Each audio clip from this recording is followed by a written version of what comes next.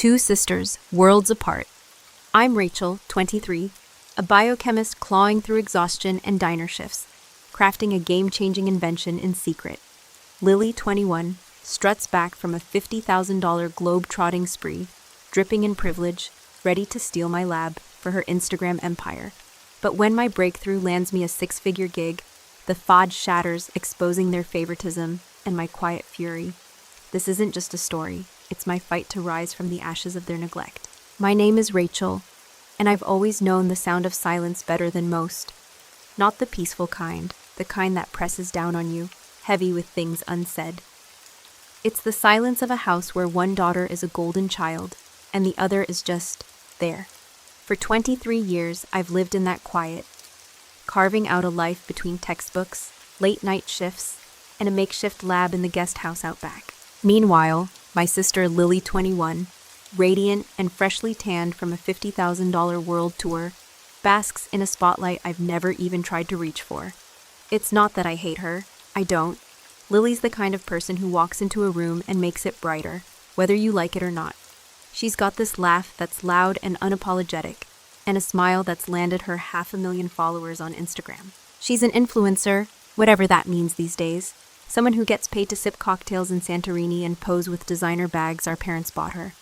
I've seen the photos, Lily on a yacht in Dubai, Lily at a rooftop bar in Tokyo, Lily draped in silk in Paris, 50 grand, all expenses paid by mom and dad, who called it an investment in her future. Meanwhile, I'm juggling a biochemistry degree, a part-time job at the campus library, and weekend shifts at a diner just to cover tuition. The guest house wasn't always my lab. It used to be a dusty storage space, old furniture, boxes of Christmas lights, a cracked mirror mom couldn't bear to throw out. 2 years ago, I claimed it. Dragged in a folding table, a second-hand microscope, and every spare dollar I could scrape together for equipment. It's where I've been working on my project, a biodegradable polymer that could replace single-use plastics. Sounds lofty, right? It is, but it's real. I've got the data, the prototypes, the sleepless nights to prove it. It's my ticket out of this quiet resentment, this life where I'm the afterthought. Lily came home last week. I heard the car pull up Dad's old Lexus, the one he keeps pristine for her airport runs. I was in the guest house, hunched over a petri dish, when her voice cut through the walls. Oh my God, you guys, it was insane. The Maldives were like next level. I didn't need to look to know Mom was fussing over her, Dad beaming like she'd just cured cancer. I stayed where I was, pipetting a solution, pretending the ache in my chest was just fatigue. Dinner that night was a performance. Lily held court, her stories spilling out between bites of Mom's lasagna. So this guy in Bali, he owns like 3 hotels, said I should totally come back and collaborate with his brand. Can you believe it? Mom gasped, delighted. Dad nodded, proud. I pushed my food around my plate, counting the seconds until I could escape back to my work. Rachel, Lily said suddenly, turning those big hazel eyes on me. You should have come. It would have been so fun. I forced a smile. Yeah, maybe next time. I've got 50 grand lying around. She laughed, missing the edge in my voice. Mom didn't. She shot me a look-sharp warning. Don't ruin this, it said. I didn't. I never do. The next morning, I was back in the guest house, running tests, when Lily burst in. She was still in her silk pajamas, hair piled into a messy bun, phone in hand like an extension of her arm. Rach, oh my God, this place is a mess. What's all this junk? It's not junk, I said, keeping my voice even. It's my thought. She wrinkled her nose, stepping over a stack of journals. Yeah, well, it's kind of in the way. I was thinking, since I'm home now, I could turn this into my content studio. You know, for videos? The lighting's perfect, and I need space for my ring light and stuff. I froze, the pipette trembling in my hand. This is my space, Lily. She waved a hand, dismissive. You can move your science stuff somewhere else. The garage, maybe? I mean, I'm gonna be here a while, and I need this. Need. That word hit me like a punch. She needed a studio for her selfies. I needed this lab to survive, to finish a project that could change everything. But to her, to Mom, to Dad, her needs always came first. Lil, I can't just move this. It's not that simple. She sighed, already tapping at her phone. Okay, whatever. We'll figure it out. I'll talk to Mom. And then she was gone, leaving me staring at my equipment, my sanctuary, like it was already hers. That night, I couldn't sleep. The guest house glowed faintly through my bedroom window, a reminder of what I'd built and what I could lose. Lily's voice echoed in my head, casual and entitled, like my years of work were just clutter in her way. I thought about Mom's favoritism, Dad's blind pride, the way they'd poured money into her dreams while I scraped by. And then I thought about the email sitting in my inbox, unopened since yesterday. The subject line, offer letter, Syntech Industries.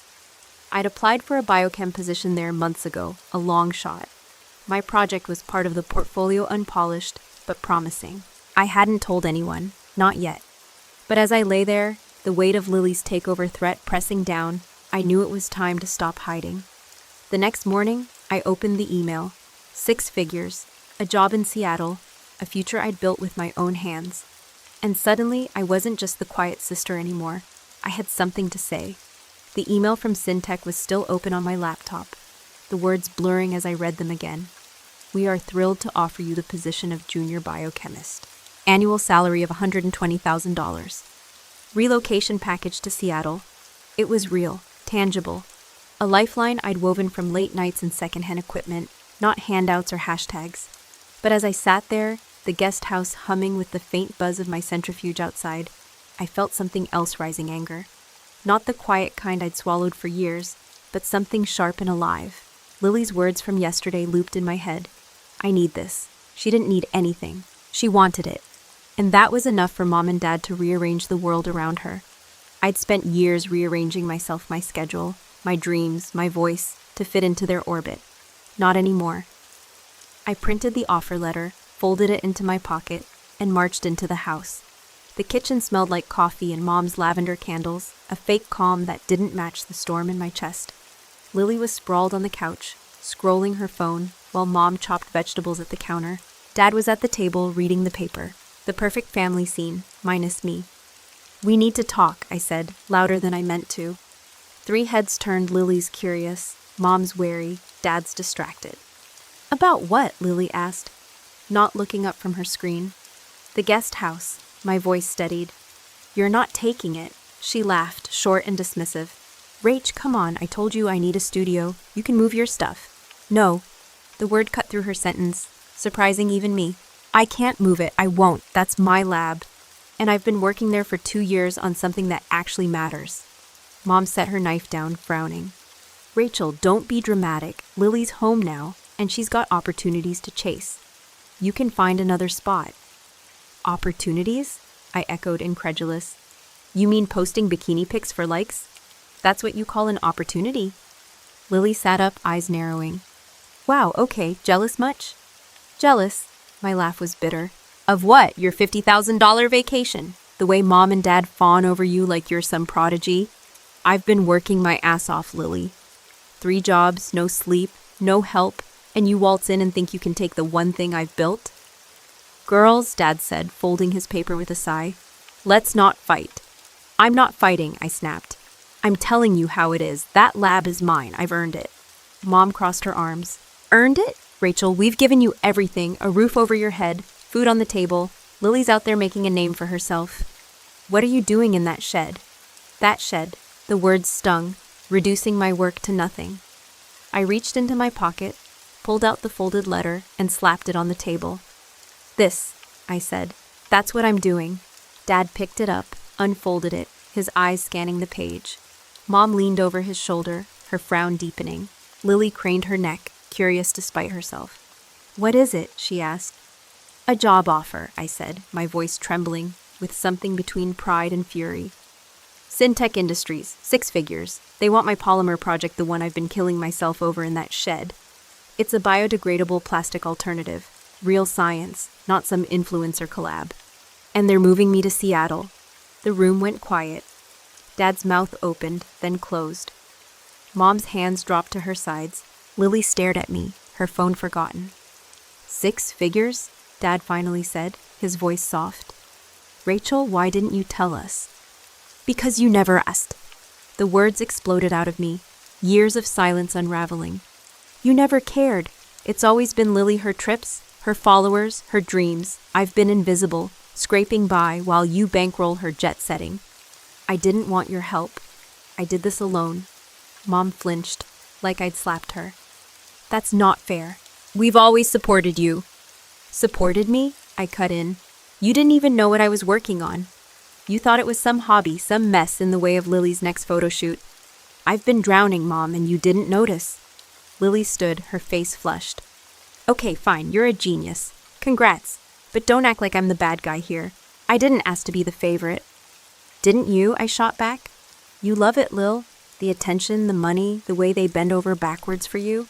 You don't even see what it's done to me. She glared, but there was a flicker of something guilt, maybe, in her eyes. Dad cleared his throat, holding up the letter like a white flag. Rachel, this is incredible. We had no idea. Of course you didn't, I said, softer now, the fight draining out of me. You never looked. The silence that followed was different, uncomfortable, heavy with realization. Mom's lips pressed into a thin line. Dad stared at the letter, and Lily shifted, arms crossed tight. I'd cracked something open, and there was no closing it now. I'm keeping the guest house until I leave, I said finally. It's mine, and when I'm gone, you can do whatever you want with it. I turned and walked out, my heart pounding. The guest house welcomed me back, my space, my victory. But as I sank into my chair, the centrifuge still humming, I felt the weight of what was coming. This wasn't just about a job or a lab. It was about rewriting who I was to them and to myself. The next few days were a minefield. The house felt like it was holding its breath, every conversation laced with unspoken apologies and sharp edges. Mom avoided me, her usual chatter replaced by tight-lipped nods.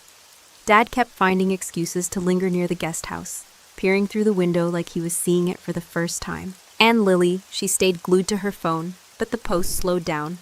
No Maldives throwbacks, no living my best life captions, just silence. I didn't care. I had work to do. Syntech wanted a full presentation of my polymer project before I started. Data, prototypes, the works. The guest house became my fortress again, the hum of equipment drowning out the chaos inside. But even as I ran tests and typed up reports, my mind kept drifting back to that kitchen showdown. The look on Mom's face, shock, guilt, defiance, all tangled together. Dad's quiet. We had no idea? Lily's flicker of unease. I'd shaken them, but I wasn't sure what came next. It was Thursday when Mom finally broke.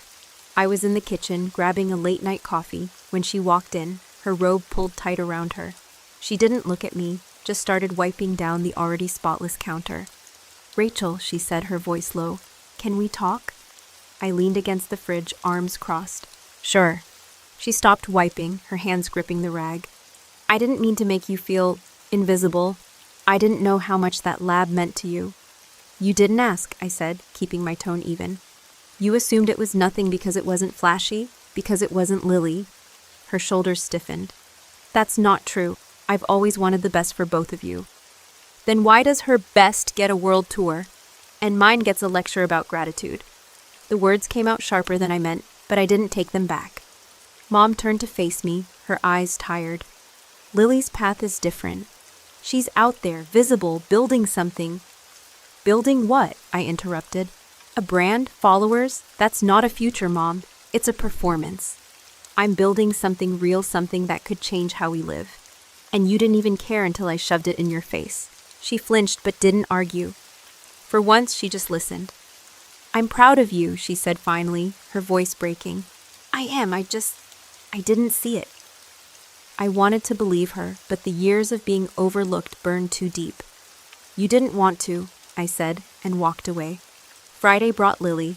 I was in the guest house calibrating a new sample when she knocked, actually knocked, not barged in. She stood in the doorway, barefoot, no phone in sight. It was the most un-Lily thing I'd ever seen. Can I come in? She asked. I nodded, wary. She stepped inside, her eyes darting over the equipment, the stacks of notes, the prototype films stretched across my table. This is intense, she said. Yeah, I replied, not sure where this was going. She picked up a petri dish, turned it over, then set it down like it might bite her. I didn't know, she said quietly, about any of this. The job, the plastic thing. I thought you were just, I don't know, messing around. That's the problem, Lil. I said, leaning back in my chair. You don't think about me at all. You assume I'm just here, waiting in the background while you shine. She bit her lip, a rare crack in her confidence. I didn't mean to take it from you. The guest house, I saw it as empty space. It's not empty, I said. It's mine, and it's full of everything I fought for. She nodded, slow, like she was piecing something together. You're really leaving, huh? Seattle? Yeah, in 2 weeks. Her eyes widened. That soon? Opportunity doesn't wait, I said, echoing something Dad used to tell us when we were kids. I've waited long enough. She didn't say anything for a minute, just stood there, barefoot and small in a way I wasn't used to seeing. I'm sorry, she said finally. I didn't get it. I still don't, really, but I'm sorry. It wasn't enough not yet, but it was something. I nodded and she left, the door clicking shut behind her. Saturday was Dad's turn. He found me in the backyard, staring at the guest house like it could tell me what to feel. He held 2 mugs of coffee, handed me one. Mind if I sit? I shrugged, and he settled onto the porch steps beside me. I read your letter again, he said. Syntech. Big deal, huh? Yeah, I said, sipping the coffee. It was too sweet Lily's way, not mine. I'm proud of you, kid, he said, his voice rough. I should have said it sooner. I should have seen it. You should have, I agreed, looking at him. But you didn't. He winced but nodded. Fair, we got caught up in Lily's noise. It's not an excuse. I just want you to know we're here now. If you need anything, money, a ride to Seattle, whatever. I don't need money, I said. I've got this. But thanks. He smiled, faint but real. You've always had it, haven't you? I didn't answer. I didn't need to. That night, I packed up the last of my notes. The prototypes sealed in protective cases. The guest house felt smaller, like it was letting me go. I'd reclaimed it, and now I was leaving it behind, along with the silence I'd lived in too long. Seattle loomed ahead, bright and loud with possibility. For the first time, I wasn't the shadow, I was the light. The 2 weeks before I left flew by in a blur of packing, final tests, and awkward family dinners. The guest house was stripped bare now, my equipment boxed up, shipped ahead to Seattle, the folding table folded again. It looked like it had when I'd found it, dusty, forgotten. But I wasn't the same. I'd walked out of its shadows with something no one could take away. Mom tried harder after our kitchen talk. She started asking questions, tentative ones like, what does the polymer do? Or, will you have a lab in Seattle? I answered, short but civil. She was trying to bridge a gap I wasn't sure I wanted crossed yet.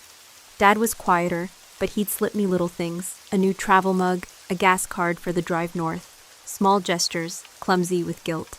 I took them, not because I needed them, but because they were all he knew how to give. Lily was the wild card. She didn't apologize again, but she stopped talking about her studio. One night, I caught her watching me pack through the guest house window, her face unreadable. She didn't come in. I didn't invite her. We were sisters, but we'd never been close, not really. Her world was loud and curated. Mine was steady and unseen. Maybe that was changing now, but it didn't erase the years between us. The day before I left, Mom insisted on a family dinner. One last time, she said, her voice tight with something I couldn't name. I agreed, mostly to avoid another argument. The table was set with her good dishes, lasagna steaming in the center, Lily's favorite, of course. But this time, there was a side of roasted vegetables, the kind I liked. A quiet nod, maybe. Lily was subdued, picking at her food. Dad kept glancing at me, like he was memorizing something. Mom filled the silence with chatter, weather, traffic, anything but the obvious. Finally, she set her fork down and looked at me. Rachel, she said, I know we've messed up. With you. I see that now. I just want you to know we're proud. Really proud. I stared at her, the words landing soft but heavy. Thanks, I said, because what else was there? Pride now didn't undo the years of nothing. It didn't pay my tuition or cheer me on when I was alone in that lab. But it was something, and I'd take it. Dad cleared his throat. To Rachel, he said, raising his glass. For showing us what hard work looks like. Lily hesitated, then lifted hers too. Yeah, she said, her voice small. To Rachel. I raised mine, the clink of glass echoing in the quiet. It wasn't forgiveness, not yet, but it was a start. The next morning, I loaded my car. The old Honda I'd bought secondhand groaned under the weight of my life clothes, books, a few pieces of lab gear I couldn't part with. Mom stood on the porch, arms crossed, eyes wet. Dad lingered by the garage, hands in his pockets. Lily was there too, barefoot again, her phone nowhere in sight. "Drive safe," Mom said, her voice cracking. "Call us when you get there." "I will," I promised, though I wasn't sure I meant it. Dad stepped forward, awkward, and handed me a folded bill of $50. "For gas," he muttered. I took it, nodded. Lily shuffled closer, her eyes on the ground. "Hey, good luck with the job and stuff." "Thanks," I said, meeting her gaze. For a second, I saw something raw there. Regret, maybe? Or just the weight of losing something she hadn't valued until now. "Take care of the guest house." She smiled, faint. "Yeah, maybe I don't know, plant something in it." I laughed, surprising us both. That'd be a first. Then I got in the car, the engine sputtering to life. As I pulled out, I glanced in the rearview mirror. 3 figures shrinking against the house I'd outgrown. The road stretched ahead, open and mine. Seattle was a 20-hour drive, and I did it in one shot, fueled by coffee and adrenaline. When I arrived, the city glittered against the night sharp, alive, nothing like the quiet I'd left behind. My apartment was small, a studio with a view of the Sound, and my lab at Syntech was waiting, sleek, state-of-the-art, a world away from the guest house. I unpacked my prototypes first, laying them out like a map of where I'd been. The first day on the job, my boss, a wiry woman named Dr. Patel, shook my hand and said, "Your polymer's got potential. Let's make it real." I nodded, the weight of that moment sinking in. This was mine, not a gift, not a favor mine. Weeks later, I got a text from Lily, a photo of the guest house, empty except for a single potted plant in the corner. "It's a start," she wrote. I smiled, typed back, "Yeah, it is." I didn't know what came next for them for us. Maybe Mom and Dad would keep fumbling toward fairness. Maybe Lily would find something real beneath her filters. Maybe we'd mend what was broken, or maybe we'd just drift, tethered by blood, but not much else. I didn't need to know yet. What I did know was this. I'd built something extraordinary, not just in a lab, but in myself. I'd walked through silence and come out loud, not with noise, but with purpose. And as I stood in my new life, the Puget Sound shimmering outside my window, I realized I didn't need their light anymore. I'd found my own.